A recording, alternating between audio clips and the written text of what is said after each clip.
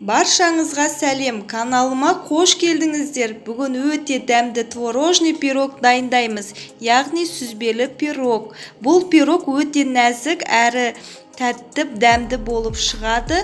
Толық рецепті описанияға жаза кетемін, қарап өтіңіздер. Ең алдымен үй температурасындағы сары майымызға үстіне қант саламыз және де бір жұмыртқамызды салып шанышқының көмегімен жақсылап араластырамыз. Сәл ғана араластырамыз, одан кейін миксердің көмегімен жақсылап араластыратын боламыз.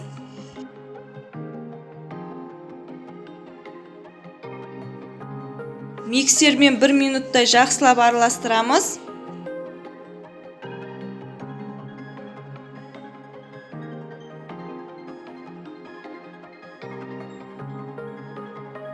Онымызға разрыхлитель, яғни қопсытқыш қосып, жақсылап араластырып, аз-аздан сала отырып, қоспамызға біріктіріп, қолға жабыспайтындай етіп, жұп-жұмсақ қамыр елеп алатын боламыз.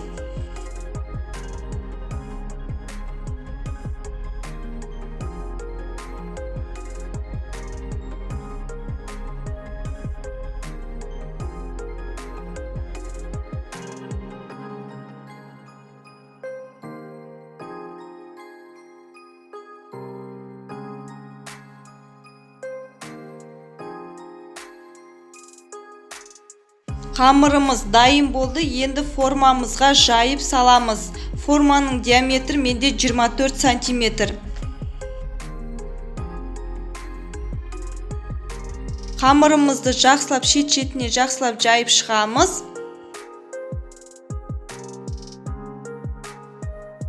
Қамырымызды дайындап болғаннан кейін пирогтың салмасын дайындаймыз. Творог менде үйдің творогы. Үстіне қант және қаймақ, 2 жұмыртқа қосып, және де 1 ас қасық ұн қоссаңыздар болады.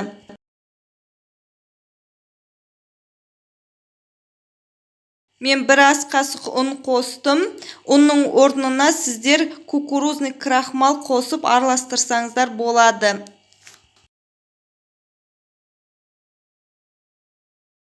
Осы массаны шанышқымен, қасықпен немесе блендермен біріктірсеңіздер болады. Мен блендердің көмегімен біріктірдім. Салмамыз дайын болды. Енді салмамызды қамырдың үстіне құямыз. Ақырындап қасықпен жаямыз. Енді пирогымызды қызып тұрған пеште 180 градуста 40-45 минутта пісіріп аламыз. Осымен сүзбелі пирогымыз дайын болды. Бөлме температурасында суытып алсаңыздар болады. Суытып алғаннан кейін пышақтың көмегімен кесіп алыңыздар. Міндетті түрде дайындап көріңіздер, өте дәмді болып шығады. Басқа да рецептерді көру үшін менің каналыма тіркелуді ұмытпаңыздар.